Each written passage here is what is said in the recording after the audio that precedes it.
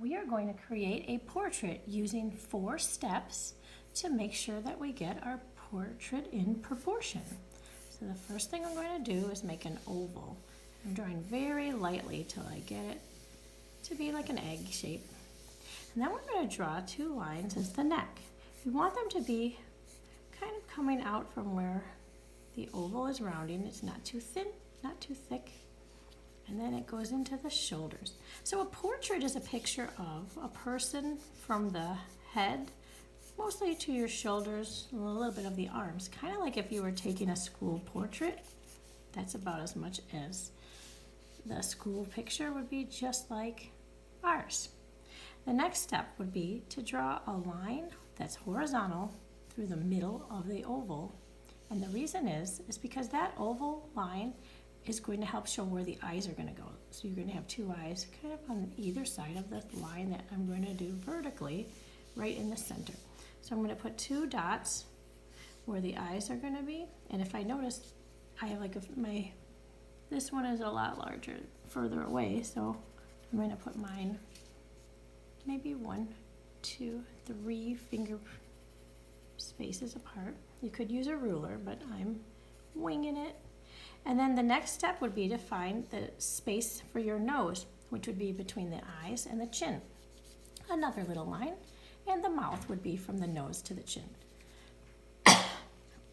Excuse me. So when I go to start on this, I'm going to remember how to draw eyes, nose, and mouth.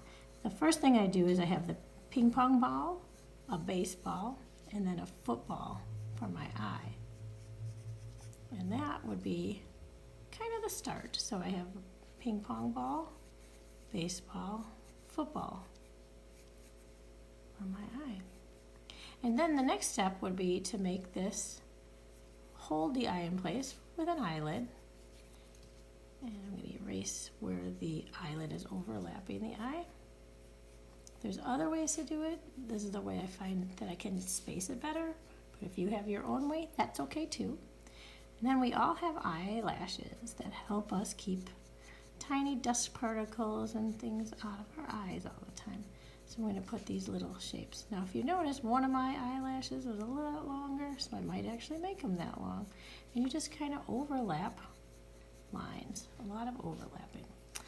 I also forgot eyebrows. So if I draw a rainbow at the top and then add these little lines for hair, just like I was doing on the eyelashes, you can have them kind of get smaller as they go further away from the center of the face. I'm not as good at my left side because I'm going at a different diagonal, but we did it. And now to the nose. There's a lot of ways to make a nose. You can just stick with a little U. You can add little C's on the edges. And then you have your nose. And I like to shade in the 2 side nostril pieces and a little bit on the bottom. And I don't do a line through the whole nose, just one side, and I could kind of just wiggle all around for a shadow. And it kind of will make it look like there's a space being created with the value. The space that shows that this is where the shadow is dropping from the pointiness of the side of the nose. The next thing we're going to do is the mouth. So I make a line kind of on a smiley face angle, and the top lip could be right across. It could go in a bendy kind of way, whatever you'd like it to be. And the bottom one, I always say, is like a banana. And the trick with a mouth is you kind of shade in the top lip, but the bottom lip you leave without shadow. You put the bottom shadow like under the lip, kind of creating a chin, just a little bit. It rounds it, and then you smush all these lines in a little bit. And you could erase where it's too much. And now I have the eyes, nose, and mouth. And under the neck and under the chin, you can have a little bit of a light shadow too, because then it makes it look like the shadow, the neck is further back than the chin, which is what happens in your 3 dimensions. Artists like to kind of create that line and we exaggerate it. If this person was wearing a shirt, I can go ahead and draw lines for that now. And I had already put the arms in a little bit. Maybe this person has a different logo here, a star. You could draw it on the shirt. And now I need to move back to the face. Maybe, if you notice, I forgot the ears. They're like half circles, very narrow, or even a letter C, and then another little backward C, and then a regular C. If they were pointier, I'd be elf ears, but we'll just keep it like regular ones. And at this point, I can start on the hair. Now people, like even in this picture here, the hair does not just start right on this line and go, oh, it's spiky. No, your hair rounds with your forehead. It rounds to the front of your hair line would be closer than you think to your eyes. But even if it was a short crew cut, it might not start all the way at the edge, but it would start here. So if I had straight hair, I would just draw not every single piece of hair, but some of the hair, and it kind of goes over the oval that you drew. If I had curly hair, which is I want to show, you can use texture. So you can just take your pencil on the side and kind of wiggle it around. Or you can use the front and just pointy part and just kind of add wiggly back and forth, curls. And for artists, again, the trick is to make it look like something without having to draw every single piece. So if I kind of blend in this and then every so often add a curl, it gives the illusion of the curls being in the hair.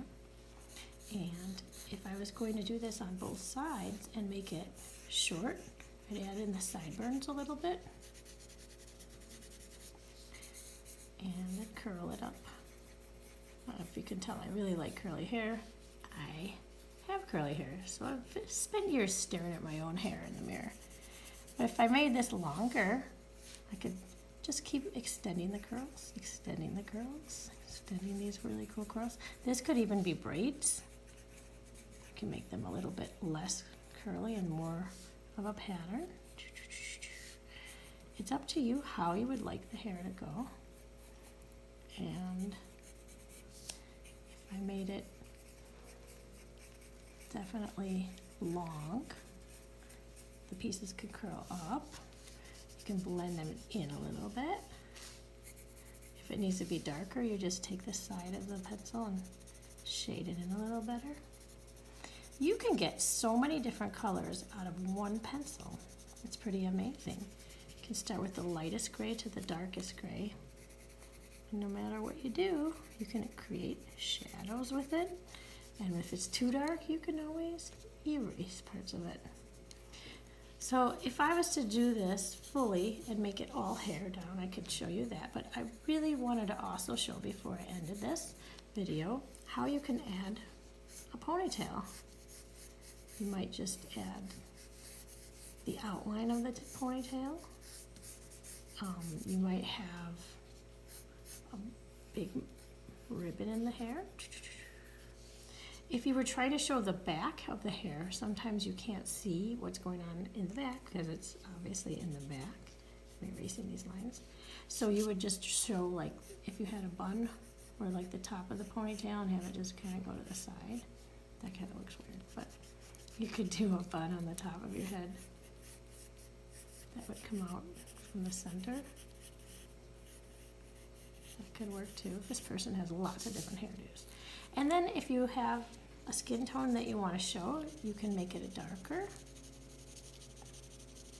And then you blend it in. So stripes, you can blend it in. And if you wanted to show shading from where the hair was, bring it down. I can add a little bit more. Usually there's highlights from the sun or lighting closer to the cheekbones. So whenever I color it in, sometimes I go back and I erase just a little bit near the nose and the cheekbones, just to give the sensation of more depth. And I can add a little more on the bottom. I always am very careful. If I want a mustache, I could draw it in, but if I didn't, be very careful around that mustache line. And I just keep going until I get it to be the right tone of color I'd like it to be. Sometimes when you do that, you must go back in and add your lines over again. And I'm not pressing that hard, but it's just the layers of color can help me. It's pretty cool. It just keeps adding more and more layers. I can add the color of the eyes a little bit darker now. And sometimes you see like different things in the eyes. And that's my cue to end the video. Thank you, doggies. They love the picture too. So have fun drawing your own portrait.